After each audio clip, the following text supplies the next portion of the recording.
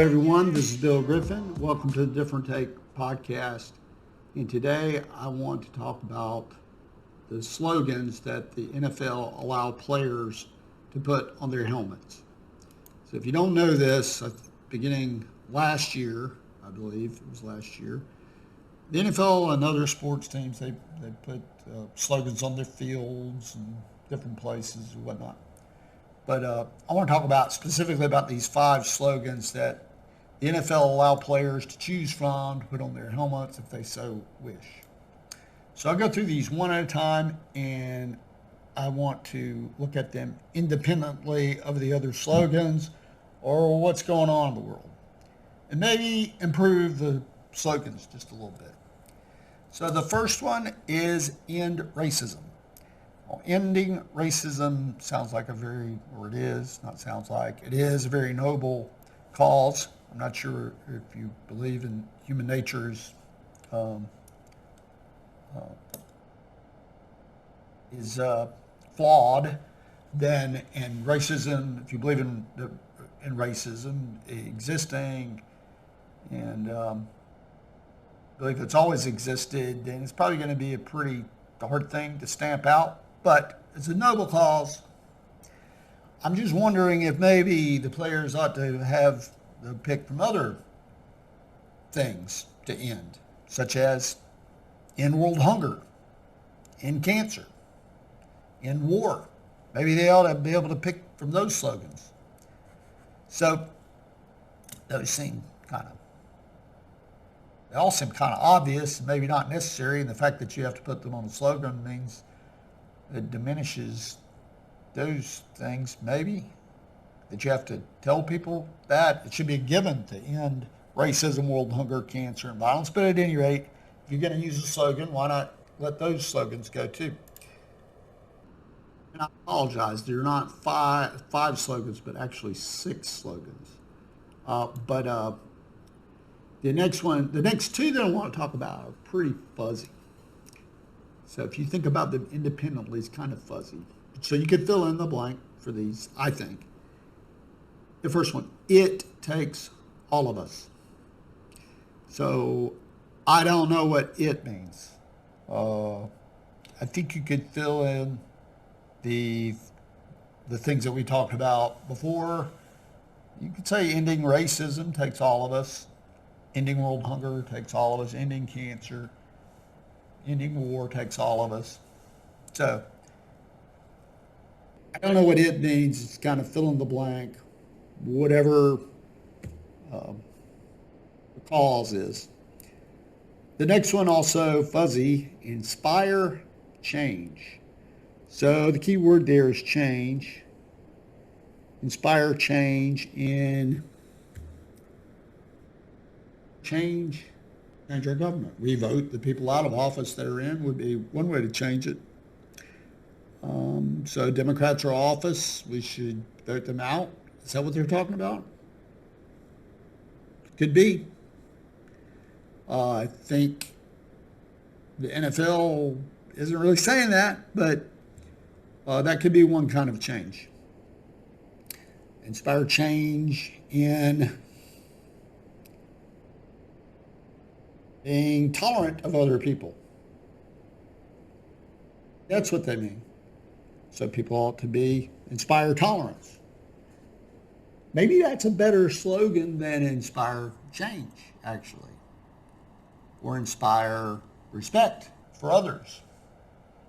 Inspire young people to, how about this? Inspire peace. All those things would be pretty good slogans. But, and some of them sound better than inspire change, because change is very fuzzy. I don't really know what that means. The next one, Black Lives Matter. So, lives matter, Black Lives Matter, other races matter, their lives matter. But that's not what this one means. Independently of everything else, Black Lives Matter is a Marxist organization, and they raise a lot of money and corporate America, from corporate America. Some people call them shakedowns. I don't think that's far off the mark. But that, independently of anything else, means that Marxism is a worthy political ideology that you should follow, and it's a good thing. So that is what the NFL is pushing with that slogan, independently of the other slogans. I think when people hear Black Lives Matter, they could, many people will hear Marxism. That's what they will get. So that's what the NFL is doing, is saying to those people that don't see it that way, you don't want to see it that way, that's fine. But a lot of people do see Black Lives Matter as a Marxist organization. So they're not really appealing to those people that would get that message when they allow the players to use Black Lives Matter. They're basically, might as well say, Marxism matters. So that's the thing with the Black Lives Matter slogan, that it's probably not the best slogan because of that. And the next one is called Say Their Stories. Say Their Stories. So I would assume stories mean, I don't know. This is pretty fuzzy. Say their stories.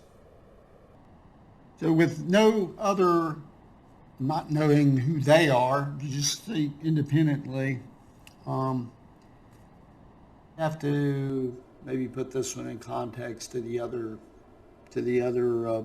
slogans.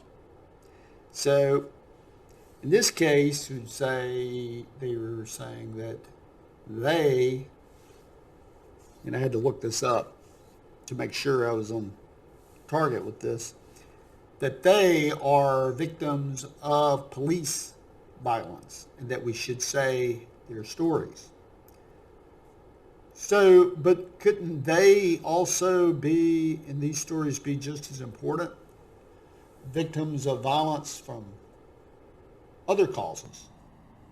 Because most of these, the victims of police violence are people that were high, aren't out for their rest, or they counterfeit money. There's all kinds of things they could have been doing to include resisting arrest that would result in their death.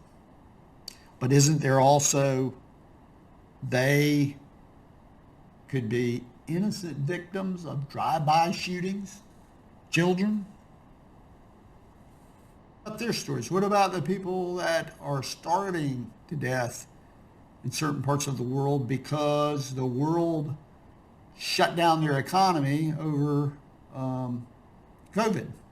Those people simply don't have enough resources to feed themselves or get medicine, that sort of thing. So there are a lot of different stories. But saying their stories of people that are suffering is pretty important. So that's a slogan. I think that could be improved upon, though, by maybe changing it to something a little more inspirational, like lead by example. Trust your fellow man. Give your fellow man the benefit of the doubt. So how about a slogan? Benefit of the doubt. Everybody kind of knows what that means. That might work pretty good. The next slogan, and this is the one that's I find the most interesting. It's called Stop Hate. So the players can wear Stop Hate on their helmets, and stop kind of, let's turn something a little more positive than stop. Stop just doesn't sound as good as go. So instead of stop hate, how about go love? How about that? Or go kindness. I like those better than stop hate. What do they mean with these slogans? What do they mean? Stop hate independently doesn't really mean stop hate. And I think the stop hate one sums up what the NFL is trying to get to with all the rest of the slogans. I don't think when you say stop hate, they really mean stop hate. For example, do they mean there's a lot of hate for Donald Trump? Does the NFL want the left-wing, radical, Marxist, Antifa, put your label on them, the people that hate Donald Trump and the people that hate Donald Trump supporters? Does the NFL really want to stop them from hating Donald Trump and his supporters? I don't think so. So these slogans, the interesting thing is I think you get the point, they could easily be improved upon, or a person could say they're really not necessary because they're given. All these things are a given, and some, except for the depending on what your interpretation is. Like I said, with the slogan, Black Lives Matter, yes, it's a slogan, but it's also a political organization, as I've already talked about. They raise a lot of money, and I don't think they're trying to stop hate in the terms that we know hate to be. Stopping hate means please don't hate people and be tolerant of people, no matter what their maybe political ideology is. So I don't think that is what that means. All of these things derive from a few years ago when the players stopped, or some of the players stopped on the example of Colin Kaepernick, not standing for the national anthem. So there are two things that I want to talk about when it comes to the flag kneeling business, which Colin Kaepernick started in 2016. But before I do that, as an aside, recently there's a television program called The View, where a football reporter called Michelle Tafoya appeared, and some of the women on this show, which by the way I've never watched. I've only seen clips of it. I can't imagine it has value, but there apparently are people that watch this program and see some sort of value in it. But there are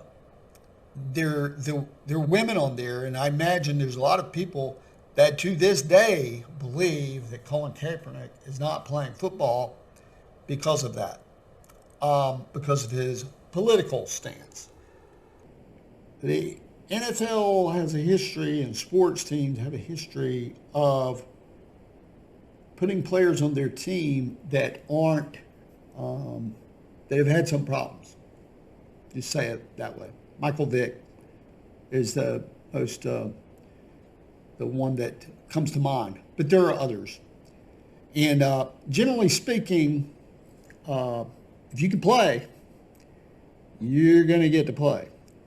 And Mr.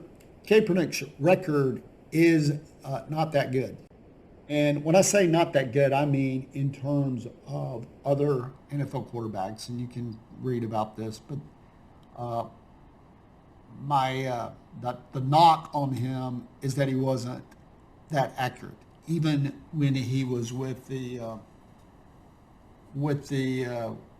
winning the teams that where he had winning records. He was not very accurate, and that's the big knock on him. It's very competitive thing, and NFL is only 30. I think it's 32 teams or something. 32 teams, and so there can only be 32 starting quarterbacks in the world, and it's pretty hard company to get into. So yes, could he, if these ladies think that he was good enough to play, they might not know what they're talking about, because I tend to think that if an NFL team thought he's good enough, they would sign him. That's an aside. This kneeling during the national anthem business. The kneeling during the national anthem, the standing for the flag during my lifetime, my take on it is that you're showing empathy for your fellow countrymen. So you're showing respect for your country and the other citizens that live in our country. And I think people are offended when someone kneels or sits during the national anthem. You can do what you want to. But people are offended by this because it's just a simple demonstration that you have some affinity, some good spirit towards your fellow countrymen, regardless of their political party, station in life. We all come together, enjoy the football game, and we stand and respect the country in which we're able to do so. The folks that say, whoa, kneeling because of this cause or that cause, and then does that cause override having, as I said, good feelings for your fellow countrymen and having respect for them? So you can debate about that. But one of the things that is talked about quite frequently that I'd like to talk about, and this is the second thing besides showing empathy, is this idea that the United States is a bad country because the perception that the founders of our country declared blacks 3/5 of a human. So this is a pretty outlandish, an outlandish thing to say. And the reason is that the convention was, and this is according to, I'm going to pull this from a column by Walter Williams, which was posted in November of 2015. If you don't know who Walter Williams is, he is a black person. He is at George economics professor and instructor at, I believe, George Mason. Yes, at George Mason. Had a long career there. Wrote many books and many and a weekly or so political column. So this is from Walter Williams. Every once in a while I receive an ugly letter sarcastically asking, what do I think of their wisdom declaring blacks 3/5 of a human? He says, it's difficult to tell whether such a question is prompted by ignorance or is the fruit of an ongoing agenda to undermine American greatness. So he goes on to examine this. There's some interesting facts. At the time of the 1787 Constitutional Convention, slaves were 40% of the population of southern colonies. So obviously 40% of their population, if they were counted as a 100%, as 100%, or as one person, even though they could not vote, then the southern states that allowed slavery would have more power or more representation in Congress than the states that did not allow slavery. So from this, there became the constitutional amendment that reduced this number so that there's a compromise so that the Constitution could get passed. And this is the way Patrick Henry expressed the reality of the Three-Fifths Compromise. Quote, "As much as I deplore slavery, I see that prudence forbids its abolition." Another delegate, James Wilson, believed the anti-slave trade clause laid the foundation for banishing slavery out of this country. Many founders openly condemned slavery. George Washington said, "There's not a man living who wishes more sincerely than I do to see a plan adopted for the abolition of it." John Adams, "Every measure of prudence ought to be assumed for the eventual total extirpation of slavery from the United States. I have throughout my whole life held the practice of slavery in abhorrence." James Madison, "We have seen the mere distinction of color made in the most enlightened period of time a ground of the most oppressive dominion ever exercised by man over man." Benjamin Franklin, "Slavery is an atrocious debasement of human nature." Franklin, after visiting a black school, said, quote, "I have conceived a higher opinion of the natural capacity of the black race than I had ever before entertained," end quote. Alexander Hamilton thought the same.